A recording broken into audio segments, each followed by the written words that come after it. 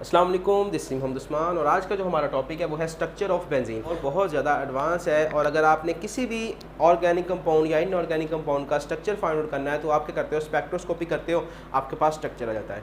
तो हम जो स्ट्रक्चर ऑफ बेंजीन की बात करने जा रहे हैं ये हिस्ट्री में जाके करेंगे कि हिस्ट्री के अंदर किस तरह से साइंटिस्ट ने बेंजीन का जो स्ट्रक्चर था उसको डिस्कवर किया। पहले तो बेंजीन को डिस्कवर किया और फिर किस तरह से उसका स्ट्रक्चर बनाने की कोशिश की। तो ये सारा कुछ आज हम देखेंगे। तो बहुत ही इंटरेस्टिंग टॉपिक होगा ये आज का हमारा।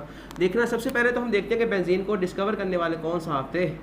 तो बच्चों वो थे हमारे पास माइकल फैराडे। ठीक है, माइकल फैराडे ने सबसे पहले 1825 के अंदर बेंजीन को किया डिस्कवर। ठीक है, और किस तरह से किया था ये बाद में बात करते हैं। इस तरह एक और साइंटिस्ट गुजरा है जिसका नाम है हॉफमैन। इन्होंने भी बेंजीन को डिस्कवर किया। सबसे पहले हॉफमैन ने किया, फैराडे ने किया, फिर हॉफमैन ने बेंजीन को डिस्कवर किया। इन्होंने जो टेक्निक यूज़ की वो थी हमारे पास डिस्ट्रक्टिव डिस्टिलेशन। टेक्निक का नाम क्या है? Destructive distillation. डिस्टिलेशन का मतलब तो आपको पता ही है, अलहदा करना है ना। और डिस्ट्रक्टिव का मतलब अभी आपको पता चल जाएगा। ठीक है, डिस्ट्रक्टिव डिस्टिलेशन की अब किसकी की? जो ये साहब थे इन्होंने वेजिटेबल ऑयल को यूज़ किया, यानी कि उसकी डिस्ट्रक्टिव डिस्टिलेशन कर दी। और हॉफमैन साहब ने कोल तार की डिस्ट्रक्टिव डिस्टिलेशन की। अब ये सारा प्रोसेस किस तरह से होता है, तो डिस्ट्रक्टिव डिस्टिलेशन को समझने के लिए अब ज़रा इधर देखो। ये मेरे पास एक बीकर है या कोई टेस्ट ट्यूब है। ठीक, इसमें हमने वो कंपाउंड लिया हुआ है जिसकी हमने क्या करनी है, डिस्ट्रक्टिव डिस्टिलेशन करनी है। ठीक है, तो यहाँ से इसका ढक्कन बंद करोगे आप सबसे पहले तो, फिर इसमें से एक पाइप जो होगा वो बाहर निकालोगे और उस पाइप को एक दूसरे बीकर के अंदर ले जाओगे। ठीक है, या टेस्ट ट्यूब के अंदर आप ले जाओगे। ठीक है, इस तरह से। अब ये पाइप यहाँ पे ले आए हो और इसको भी आपने पानी से फिल कर देना है। और ध्यान ये रखना है कि आपका जो पाइप है वो पानी में डिप होना चाहिए, है ना। तो उसके बाद क्या करना है, यहाँ पे कोई कंपाउंड लेना है जिसकी आप डिस्ट्रक्टिव डिस्टिलेशन करवा रहे हो। तो सपोज़ आप कोल तार से करवा रहे हो तो यहाँ पे आप कोक या कोल यूज़ कर सकते हो। ठीक है ना, कोल आप यूज़ कर सकते हो, कोयला। ठीक है, वो यूज़ करोगे। और यहाँ पे एक और पाइप आपने लगा देना है। ठीक है, ये पाइप क्या काम करेगा इसका भी हम देखते हैं काम। असल में जब आप इसकी डिस्ट्रक्टिव डिस्टिलेशन करवाओगे, ठीक है, डिस्ट्रक्टिव डिस्टिलेशन होनी कैसे है, in the absence of air जो डिस्टिलेशन होगी वो आपकी क्या होती है, डिस्ट्रक्टिव डिस्टिलेशन होती है। यानी कि आपने पायरोलाइसिस करना है इसको। ठीक है, अब ये शोला कैसे होता है यार, बनाते हैं इस तरह से। चलो अगर इस तरह से बनता है तो बस ठीक है ना। तो यहाँ से मतलब आग लगा दी है आपने, नीचे से इसको हीट कर रहे हैं। हीट करेंगे तो ये क्या होगा, इस अपने अंदर से गैस को बाहर निकालना शुरू कर देगा। तो वो गैस जो होगी इस पाइप के थ्रू यहाँ पे आ जाएगी, है ना। अब इसके अंदर डिफरेंट चीज़ें होंगी, ठीक है ना, कुछ वेपर्स भी होंगे, ठीक है ना, और कुछ गैस होगी। जो वेपर्स होंगे वो तो यहाँ पे नीचे बैठना शुरू कर देंगे। ठीक है, वेपर्स क्या होंगे, नीचे बैठना शुरू कर देंगे। और जो गैसेस होंगी वो यहाँ से इस पाइप के थ्रू बाहर आ जाएगी। ठीक है, जो गैस होगी वो इस पाइप के थ्रू बाहर आ जाएगी और आप इसको कैच कर लोगे। तो ये जो काम हुआ है ये डिस्ट्रक्टिव डिस्टिलेशन है। और यहाँ से जो गैस निकल रही थी इसमें से क्या मिला इनको, बेंजीन मिल गई और ये हमें अब पढ़नी पड़ रही है। ठीक है, तो इस तरह से बेंजीन को डिस्कवर किया फैराडे और हॉफमैन ने। अब जब भी कोई कंपाउंड हम डिस्कवर करते हैं तो हमें नहीं पता होता कि ये बेंजीन है।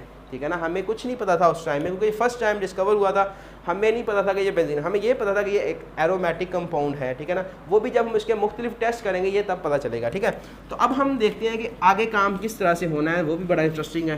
ठीक है, तो ऑर्गेनिक है या इनऑर्गेनिक है जो कंपाउंड आपने प्रिपेयर किया है या कंपाउंड आपको जो मिला है डिस्ट्रक्टिव डिस्टिलेशन के थ्रू, आपको भी ये नहीं पता कि ये ऑर्गेनिक नेचर का है या इनऑर्गेनिक नेचर का है। तो उसके लिए आप डिफरेंट टेस्ट करोगे। ठीक है, सबसे फर्स्ट जो टेस्ट और बेसिक टेस्ट ये हो सकता है कि जो इनऑर्गेनिक कंपाउंड होते हैं वो मोस्टली क्या होते हैं, पोलर होते हैं। और जो ऑर्गेनिक होते हैं ये क्या होते हैं, नॉन पोलर होते हैं। तो आप इसको पानी के अंदर मिक्स करो। ठीक है, अगर तो जो कंपाउंड आपका प्रिपेयर हुआ है अभी हमें नहीं पता, हम उसको अननोन कंपाउंड बोलते हैं। ठीक है ना, जो अननोन कंपाउंड आपका डिस्कवर हुआ है अगर तो वो पानी में मिक्स हो जाए तो हो सकता है कि वो पोलर हो। ठीक है, और पोलर कंपाउंड क्या होते हैं, इनऑर्गेनिक नेचर के। और दूसरी चीज़ कि वो पानी में मिक्स ना हो, इट्स मीन कि वो नॉन पोलर है, पानी में मिक्स नहीं हो रहा, तो वो ऑर्गेनिक नेचर का हो सकता है। लेकिन यहाँ से आप हतमी फैसला नहीं कर सकते। आप उसको डिफरेंट और सॉल्वेंट के अंदर, जैसे आप उसको करो जी मिक्स एसीटोन के अंदर, ठीक है, और एसीटोन के अंदर वो मिक्स हो रहा है तो इट्स मीन कि वो ऑर्गेनिक नेचर का है, आप ये फैसला कर सकते हो। लेकिन अगर वो नहीं हो रहा तो इट्स मीन कि उसके अंदर कोई पोलर बॉन्ड है और वो इसलिए इनऑर्गेनिक नेचर का हो सकता है, ठीक है ना। एक ये टेस्ट हो सकता है। दूसरा टेस्ट आप क्या कर सकते हो, ये बेसिक टेस्ट है जो हम अपनी सोच के साथ कर सकते हैं, ठीक है ना। एक और टेस्ट होता है जैसा कि हम उसको आग लगा दें। हमें पता है कि ऑर्गेनिक कंपाउंड जो होते हैं उनका जो फ्लेम होता है, उनका जो धुआं होता है वो क्या होता है, स्मोकी होता है, ठीक है ना। धुएँ से वो यानी कि धुआं और स्मोकी तो एक ही हो गया ना। तो जब वो जलते हैं ना तो उनसे क्या निकलता है, धुआं निकलता है, ठीक है। तो अगर तो कंपाउंड के अंदर से धुआं निकलेगा तो इट्स मीन कि वो क्या है, ऑर्गेनिक है। ऑर्गेनिक कंपाउंड से धुआं क्यों निकलता है, क्योंकि इनके अंदर कार्बन बहुत ज़्यादा होती है, ठीक है ना। कार्बन होने की वजह से इनमें से धुआं निकलेगा। और अगर वो मेल्ट हो जाए, ठीक है ना, उसमें से धुआं ना निकले तो इट्स मीन कि वो इनऑर्गेनिक है। एक और आपको लास्ट बता दूं, ठीक है, फिर हम आगे चलते हैं। लास्ट काम ये कर सकते हो आप कि उस कंपाउंड को लो जो आपने डिस्कवर किया है, ठीक है ना, अननोन कंपाउंड को उठाओ, उसके अंदर बच्चों हॉट H2SO4 गर्म H2SO4 को डालो, सल्फ्यूरिक एसिड को डालो, ठीक है ना, यानी कि उस पर स्प्रे कर दो या उसका एक आध ड्रॉप उसके ऊपर फेंक दो। तो अगर वो ब्लैक हो जाए तो उसमें कार्बन होगी, यानी कि वो ऑर्गेनिक होगा, ना हो तो वो इनऑर्गेनिक होगा, ठीक है। अब हमें ये सारे काम से पता चल गया कि कंपाउंड हमारा क्या है, ऑर्गेनिक है। कंपाउंड हमारा क्या है, ऑर्गेनिक नेचर का है। नेक्स्ट काम जो हम करते हैं वो होता है उस कंपाउंड का एम्पिरिकल फार्मूले की तरफ जाना और फिर मॉलिक्यूलर फार्मूले की तरफ जाना। तो हम मॉलिक्यूलर फार्मूले तक पहुंचते हैं एम्पिरिकल फार्मूले के थ्रू। तो सबसे पहले हम क्या फाइंड करते हैं, एम्पिरिकल फार्मूला। तो हमने क्या किया, उसका कंपाउंड का एलिमेंटल एनालिसिस किया, ठीक है, एलिमेंटल एनालिसिस किया तो हमें पता चला कि उसका जो एम्पिरिकल फार्मूला है वो है CH। एम्पिरिकल फार्मूला क्या आया हमारे पास, CH आया, ठीक है ना। एलिमेंटल एनालिसिस क्या होता है, ये असल में आपका कंबस्शन एनालिसिस होता है। ये भी मैं आपको थोड़ा सा बता दूं फिर हम आगे चलते हैं, ठीक है। तो ये थोड़ा सा आपके पास अपरेटस है कंबस्शन एनालिसिस का, ठीक है। इस तरह से उसमें डिफरेंट चेंबर बने होते हैं। जो सबसे फर्स्ट चेंबर है, ठीक है ना, इसको फर्नेस भी कहते हैं। इसमें आपने करना है अपना अननोन कंपाउंड जिसका आप एलिमेंटल एनालिसिस है, जिसका आप एम्पिरिकल फार्मूला फाइंड करना चाह रहे हो, उसको आपने यहाँ पे रख देना है। तो ये मैंने रख दिया है। इसकी जो अमाउंट आपने लेनी है उसका वेट कर लेना है, ठीक है ना। वेट अमाउंट आपने यहाँ पे रखनी है। तो बाहर से ऑक्सीजन आ रही होती है, नीचे से आपने इसको क्या करना है, बर्न करना है। नीचे से आपने करना है, इसको बर्न कर देना है, ठीक है ना, नीचे से यानी कि हीट देनी है। तो बच्चों जब भी कोई कंपाउंड जलता है तो दो प्रोडक्ट लाजमी बनते हैं। कौन कौन से, CO2 प्लस H2O, ठीक है ना, ये तो लाजमी निकलते हैं। अब हमें पता है कि हमारा कंपाउंड ऑर्गेनिक है तो उसमें क्या होगा, कार्बन और हाइड्रोजन ही होगी, है ना। तो कार्बन और हाइड्रोजन ही है तो वो सिंपल क्या बना देगा, एक तो CO2 एक H2O। तो आपको इन चेंबर के अंदर क्या करना है, CO2 को कैच करना है और H2O को कैच करना है, ठीक है। तो फर्स्ट चेंबर में हमने सपोज के H2O को कैच करना है, ठीक है। तो H2O को कैच कौन करेगा, ठीक है ना। कुछ ऐसे मटेरियल होते हैं जो पानी को जज़ब कर लेते हैं, ठीक है ना, नमी को जज़ब कर लेते हैं, उनको हम बोलते हैं हाइग्रोस्कोपिक मटेरियल। और यहाँ पे हम यूज़ करते हैं MgClO4 ट्वाइस, ठीक है, ये हम यूज़ करते हैं। तो ये करता है पानी को सारे के सारे को जज़ब कर लेगा। अब इसकी अमाउंट जो लेनी है वो भी वेट करके लेनी है, ठीक है ना। सपोज़ कि आपने 10 ग्राम लिया तो फिर आप इसको बाहर निकालोगे, इसका वेट करोगे तो 10 ग्राम के अलावा जितना ऊपर आया, यानी कि सपोज करो 15 ग्राम आ गया तो इसमें इसके अंदर 5 ग्राम वाटर होगा, ठीक है। और इसी तरह से नेक्स्ट चैम्बर के अंदर आपने CO2 को कैच करना है, ठीक है। CO2 को कैच कौन करता है, CO2 को कैच करता है हमारे पास 50% KOH का सोल्यूशन, ठीक है ना। KOH का सोल्यूशन जो होता है वो CO2 को कैच कर लेता है, ठीक है। तो इसकी भी अमाउंट जो आपने डालनी है उसका वेट किया होना है, ठीक है ना, और बाद में वेट कर लेना है तो आपके पास CO2 की अमाउंट आ जानी है। फिर जब ये अमाउंट आ जाएगी तो हम यहाँ से इसकी परसेंटेज कैलकुलेट करेंगे, ठीक है ना। परसेंटेज कैलकुलेट करेंगे, ये भी आपने फर्स्ट ईयर के फर्स्ट चैप्टर में ही पढ़ा हुआ है, कार्बन की और हाइड्रोजन की। तो वहाँ से हमने जो परसेंटेजेस कैलकुलेट की, ठीक है ना, वो कितनी आई थी 1 1, यानी कि C1 और H1, वहाँ से हमें पता चला कि जितनी इसके अंदर कार्बन है उतनी ही उसके अंदर क्या होगी, हाइड्रोजन होगी। तो एम्पिरिकल फार्मूला क्या होता है आपका, सिंपल होल नंबर रेशो। तो यानी कि C1 और H1, यानी कि आप इसको CH बोल सकते हो। ये क्या आ गया हमारे पास, एम्पिरिकल फार्मूला आ गया। अब नेक्स्ट काम क्या है, हमने एम्पिरिकल फार्मूले को यूज़ करके कहाँ तक जाना है, मॉलिक्यूलर फार्मूले तक। तो मॉलिक्यूलर फार्मूला जो हम कैलकुलेट करना है, तो उसके लिए एक रिलेशन होता है बच्चों आपके पास, ये मॉलिक्यूलर मास इक्वल होता है आपका, ठीक है, N into empirical formula mass, ठीक है, एम्पिरिकल फार्मूला मास। यहाँ से आप क्या कर सकते हो, मॉलिक्यूलर फार्मूला कैलकुलेट कर सकते हो। कैसे, यहाँ से अगर आपने N को कैलकुलेट कर लिया ना, यहाँ से अगर आपने N को कैलकुलेट कर लिया तो आप एम्पिरिकल फार्मूले को उस N से मल्टीप्लाई कर दोगे। ये आपको एम्पिरिकल फार्मूला है। N को यानी कि N आपने नंबर कैलकुलेट करना है, उसको सिर्फ आपने करना है इस फार्मूले से मल्टीप्लाई कर देना है, तो आपके पास क्या आ जाना है, मॉलिक्यूलर फार्मूला।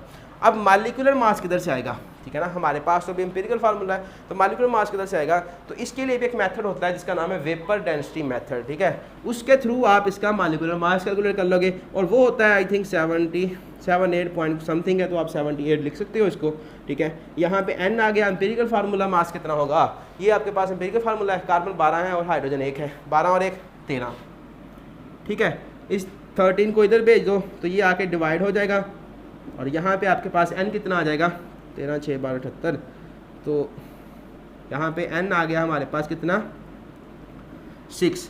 तो अब आप क्या करोगे, इस फार्मूले को 6 से कर दो मल्टीप्लाई, तो आपके पास फार्मूला आ जाएगा C6H6। अभी हम यहाँ तक पहुँचे हैं, कहाँ तक, फार्मूले तक।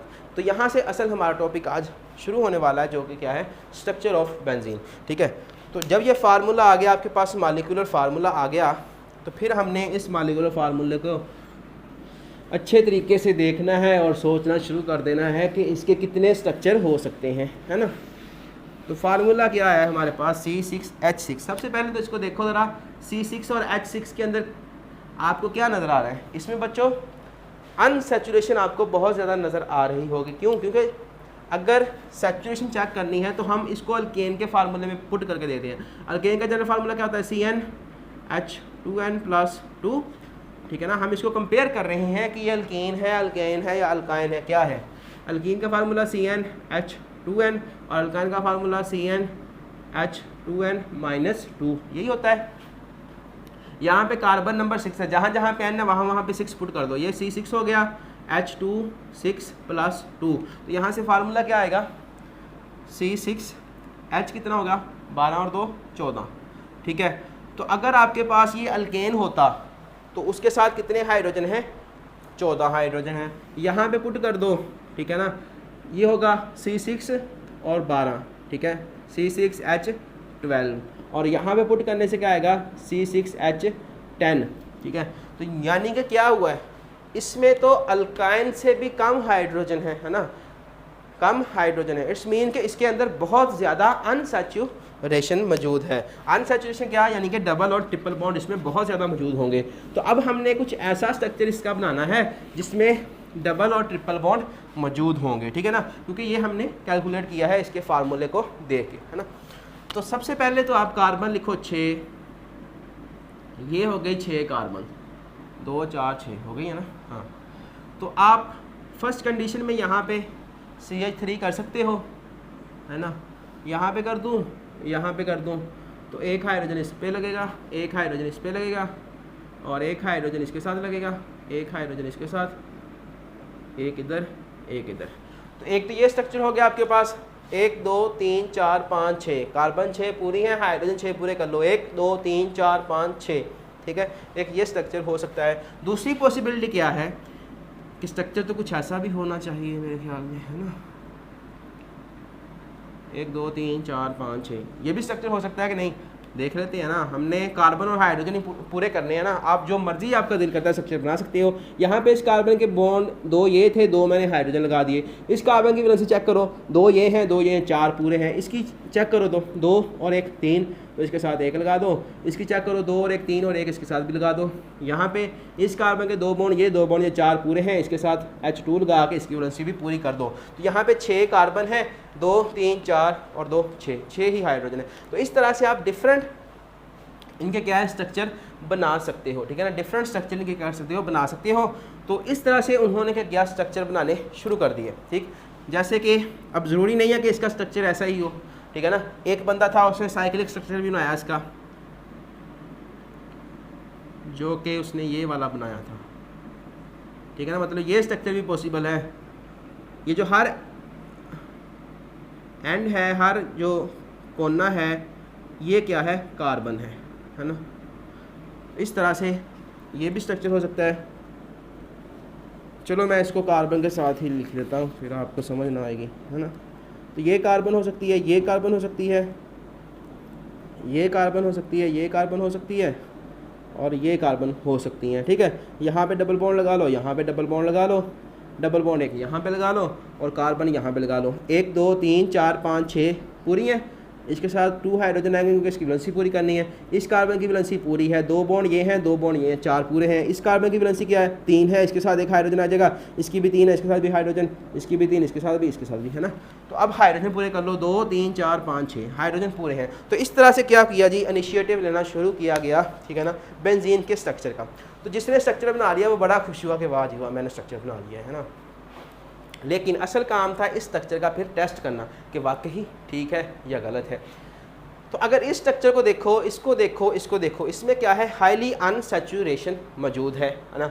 और हाईली अनसैचुरेशन को चेक करने के लिए हमने अल्केन्स और अल्काइंस वाले टॉपिक में पढ़ा हुआ है कि किस तरह से हम इनके टेस्ट करके चेक कर सकते हैं कि किसी कंपाउंड में अनसैचुरेशन मौजूद है या नहीं है। जैसा कि ब्रोमीन वाटर का टेस्ट आप कर सकते हो, इस तरह से आप बायर रीजन को यूज़ कर सकते हो, अल्कलाइन के MnO4 का सोल्यूशन यानी कि, है ना। तो क्या करते हैं, उन्होंने ये कंपाउंड लिया, उसके अंदर KMnO4 को फेंका, कंपाउंड लिया और इसमें क्या किया जी, KMnO4 को फेंका। अब ये कंपाउंड हमारा क्या था, असल में ये बेंजीन थी, ठीक है ना। यानी कि ये स्ट्रक्चर उन्होंने कॉपी पे ड्रा किया, ठीक है, ये स्ट्रक्चर क्या किया, कॉपी पे ड्रा किया। और इसका रिएक्शन कब करवा रहे हैं वो, असल जो बेंजीन डिस्ट्रक्टिव डिस्टिलेशन से हासिल हुई थी उसको यहाँ पे लिया और उस पर KMnO4 को ऐड कर दिया। तो जब देखा तो रिएक्शन ही कोई नहीं हुआ।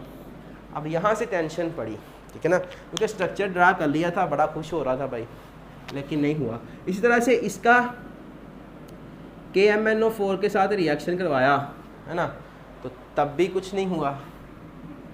इसका करवाया KMnO4 के साथ, तब भी कुछ नहीं हुआ। तो अब ये बड़ी परेशानी वाली बात थी, क्या हो रहा है भाई, मैंने तो बॉन्ड भी पूरे किए हैं, कार्बन भी पूरे किए हैं, हाइड्रोजन भी पूरे किए हैं, KMnO4 के साथ रिएक्शन क्यों नहीं हो रहा। यहाँ पे ट्रिपल बॉन्ड भी है यानी कि अनसैचुरेशन भी मौजूद है, यहाँ पे डबल बॉन्ड है, अनसैचुरेशन मौजूद है, इतना ज़्यादा अनसैचुरेटेड मॉलिक्यूल है, फिर भी KMnO4 के साथ ऑक्सीडाइज नहीं हो रहा। तो इसकी वजह क्या है, ठीक है, ये एक मसला आया। दूसरा मसला यहाँ से क्या हो सकता है, हम ये सोच सकते हैं कि यहाँ पे सैचुरेटेड बॉन्ड है ना, यहाँ पे सैचुरेशन भी प्रेजेंट है ना, ये वाली single bond single bond single bond. तो फिर हमने क्या किया, जो हमारे पास अननोन कंपाउंड था यानी कि बेंजीन थी, उसका हमने रिएक्शन करवाया HNO3 या आप कह लो कि H2SO4 के साथ, H2SO4 के साथ। तो सब्स्टिट्यूटेड प्रोडक्ट हमें मिला, ठीक है, सब्स्टिट्यूटेड प्रोडक्ट मिला, इसके साथ भी मिला, इसके साथ भी मिला, इसके साथ मिला। तो ये इंडिकेशन क्या कर रहा था कि इसमें सैचुरेशन भी है। तो अब वो फिर से सोचने लग गया कि इसमें भाई अनसैचुरेशन है लेकिन KMnO4 के साथ रिएक्शन नहीं हो रहा, इसमें सिंगल बॉन्ड है, तो वो क्या कर रहे हैं, सब्स्टिट्यूशन प्रोडक्ट हमें दे रहे हैं, और सिंगल बॉन्ड हमेशा सब्स्टिट्यूशन प्रोडक्ट ही हमें देता है। तो यहाँ से फिर से क्या हो गया, वो सोचना शुरू करने लग गया, ठीक है, लग पड़ा। और इसी तरह से उसने डिफरेंट और रिएक्शन करवाए, ठीक है। जैसा कि उसने किया, क्या सपोज करो कि ये मेरे पास 6 कार्बन है, ठीक, 6 ही है, तो इस पर क्या करवाने लगा, अब उसने सोच लिया कि अगर ये हमारे पास सारी की सारी क्या है, सैचुरेटेड है कंपाउंड, सैचुरेशन है इसमें, तो इसको क्या करना चाहिए, सब्स्टिट्यूशन करनी चाहिए। तो जब उसने सब्स्टिट्यूशन की, ठीक है ना, जब उसने क्या किया, इसकी सब्स्टिट्यूशन करवाई, तो 3 प्रोडक्ट उसको मिली। जो सबसे फर्स्ट प्रोडक्ट था, इसको ख़त्म कर दूँ, है ना, जो सबसे फर्स्ट प्रोडक्ट था बच्चों, वो उसको ये मिला, यहाँ पे आके सब्स्टिट्यूएंट लग गया, x हमने ऐड किया, कोई x कोई भी हो सकता है। इस तरह जब यहाँ पे किया, मतलब उसी के ऊपर करवा रहा है ना वो, कितनी हो गई है यार, 4 नहीं हो गई, हाँ ठीक है। तो ये प्रोडक्ट मिला और एक दफ़ा फिर करवाई, 3 और 3 6, तो ये प्रोडक्ट मिला। अब इससे ज़्यादा प्रोडक्ट नहीं मिल सकते, ठीक है ना, क्योंकि अगर आप यहाँ पे लगाओगे तो इसमें और इसमें कोई फ़र्क नहीं है। अगर यहाँ पे सब जो लगाओ तो नंबरिंग इधर से शुरू कर देंगे हम, यहाँ से लगा तो नंबरिंग इधर से शुरू कर देंगे। अब यहाँ पे लगा हुआ, यहाँ पे लगा हुआ, बात एक ही है, ठीक है ना। अगर इधर लगा हो तो कार्बन नंबर 2 ये होगी, जैसा कि यहाँ पे है, ठीक है। इस तरह ये कार्बन नंबर 3 होगी, और इधर से आएंगे तो क्या होगा, अगर वो यहाँ पे लगा हुआ तो वो कार्बन नंबर 3 हो जाएगी। इसलिए क्या हो सकते हैं, सिर्फ और सिर्फ यहाँ से आपको क्या मिल रहा है, 3 सब्स्टिट्यूटेड प्रोडक्ट आपको मिल रहे हैं, 3 सब्स्टिट्यूटेड प्रोडक्ट आपको क्या हो रहे हैं, मिल रहे हैं। लेकिन जो बेंजीन होती है हमारे पास, ठीक है ना, जो बेंजीन होती है वो सिर्फ और सिर्फ मोनो सब्स्टिट्यूटेड हो, तो बेंजीन अगर आपकी मोनो सब्स्टिट्यूटेड का मतलब क्या है कि आपने सिर्फ एक ही सब्स्टिट्यूटेंट लगाया है तो वो सिर्फ एक किस्म का प्रोडक्ट आपको देती है, ठीक है ना। यहाँ पे इशू क्या आ रहा है, यहाँ पे इशू ये आ रहा है कि जो उसने फार्मूला ड्रा किया, ठीक है ना, उसने देखा कि अगर ये सैचुरेटेड है तो इसको वो क्या कर रहा था, सब्स्टिट्यूशन रिएक्शन करवा रहा था। और जब उसने उसकी प्रोडक्ट देखी तो 3 डिफरेंट किस्म की प्रोडक्ट उसको मिल रही थी। लेकिन जब बेंजीन का मतलब ये तो था ना, कॉपी पे हम कर सकते थे, और जब एक्चुअल में उसका रिएक्शन करवाया गया, ठीक है ना, सब्स्टिट्यूशन रिएक्शन करवाया गया, तो देखने में क्या मिला कि सिर्फ और सिर्फ एक ही सब्स्टिट्यूएंट जो था, एक ही मोनो सब्स्टिट्यूएंट प्रोडक्ट आपको मिल रही थी। यानी कि अगर आपने एक सब्स्टिट्यूएंट बेंजीन पे ऐड करवाया है तो सिर्फ और सिर्फ आपको मोनो सब्स्टिट्यूएंट प्रोडक्ट एक ही मिलता था, ठीक है ना। अब कैसे एक ही मिलता था, इसको भी देख लो, ठीक है ना, क्योंकि बच्चों का जो बेंजीन की कार्बन है ना, ये सारी, ये 1 2 3 4 5 6, ये सारी क्या है, एक जैसी हैं। अगर आप इस पर सब्स्टिट्यूएंट लगा दोगे, ठीक है ना, तो इसको हम कार्बन नंबर 1 कह देंगे। अगर इस पर नहीं लगाया, इस पर लगा दोगे तो इसको कार्बन नंबर 1 कह देंगे। अगर इस पर नहीं लगाया तो इस पर लगा दोगे, इसको कार्बन नंबर 1 कह देंगे, ठीक है ना। तो इस तरह से जिस भी कार्बन पे अगर आप एक सब्स्टिट्यूएंट लगाओगे तो वो हमेशा क्या होगा, आपके पास एक ही प्रोडक्ट देगा, ठीक है। इन सब का कंक्लूजन क्या निकलता है हमारे पास, कि जब हमने बेंजीन पे मोनो सब्स्टिट्यूएंट ऐड करवाया, सिर्फ एक सब्स्टिट्यूएंट ऐड करवाया, तो हमें 3 डिफरेंट किस्म के प्रोडक्ट मिले। और जब हमने KMnO4 के साथ रिएक्शन करवाया तो नो रिएक्शन हुआ, ठीक है ना, कोई भी रिएक्शन नहीं हुआ। इट्स मीन कि इसके अंदर अनसैचुरेशन नहीं है। यही बात इंडिकेशन कर रहा है ना KMnO4 कि इसमें अनसैचुरेशन नहीं है। और यहाँ पे 3 डिफरेंट किस्म के प्रोडक्ट आपको मिल रहे हैं। हत्ता कि बेंजीन क्या करती है, सिर्फ और सिर्फ एक मोनो सब्स्टिट्यूटेड प्रोडक्ट आपको देती है। तो इस वजह से जो ये स्ट्रक्चर था, स्ट्रेट चेन स्ट्रक्चर, उसको ख़त्म कर दिया गया, ठीक है ना। ये मान लिया गया कि बेंजीन का स्ट्रक्चर जो है वो स्ट्रेट चेन बिल्कुल भी नहीं है, ठीक है ना। तो अक्सर ये क्वेश्चन भी पेपर में आता है कि why straight chain structure of benzene ruled out, ठीक है ना। ये पेपर में क्वेश्चन अक्सर दफ़ा देखने के अंदर आया है, तो आपने इसको ध्यान से कर लेना है। तो ये था सारा, यहाँ तक क्वेश्चन तो लाजमी पूछेगा। Thank you very much.